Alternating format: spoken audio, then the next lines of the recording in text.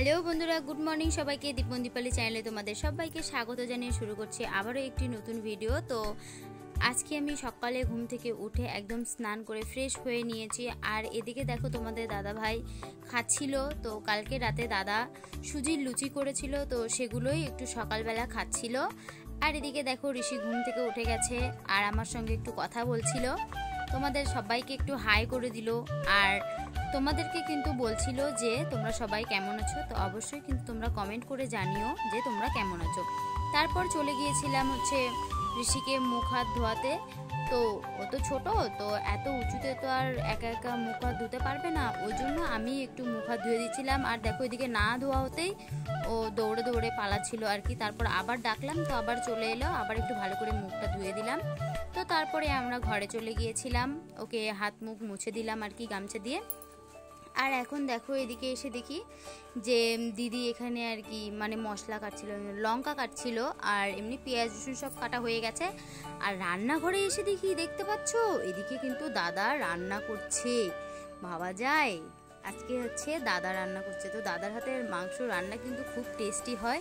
তো তোমরা যদি কেউ খেতে চাও অবশ্যই কিন্তু কমেন্ট করে জানাও। আর কে কোথা থেকে ভিডিওটা দেখছো সেটাও কিন্তু কমেন্ট বক্সে জানিয়ে যাবে। তো এদিকে কিন্তু মাংস রান্না হচ্ছিল। তো হয়তো দেখে ভাববে যে কালারটা এরকম কেন, তো দাদা রান্না করছিল, তো দাদার অন্যরকম স্টাইলে রান্না করে আর কি। আর এদিকে আমি আর দিদি বাইরে বসেছিলাম, আর তোমাদের দাদা ভাই রান্নাঘরে ছিল আর কি। তারপরে দেখো আমরা চলে এলাম, একটু মুড়ি মাখিয়েছিলাম কারণ খিদে পাচ্ছিল, তো রান্না হতে আরও দেরি হবে, ওই জন্য আমি ঋষি আর তোমাদের দাদা ভাই একটু মুড়ি খাচ্ছিলাম। তারপরে দেখো ফাইনালি রান্না হয়ে গেছে। এদিকে দু ভাই খেতে বসে পড়েছে, তো দুজনেই খেতে বসে গেছে।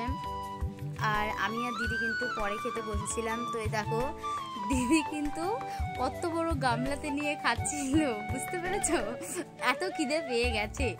তো তারপরে দিদি চলে গিয়েছিল ভাস্তার মানে সেন্টারে ডিম নিতে।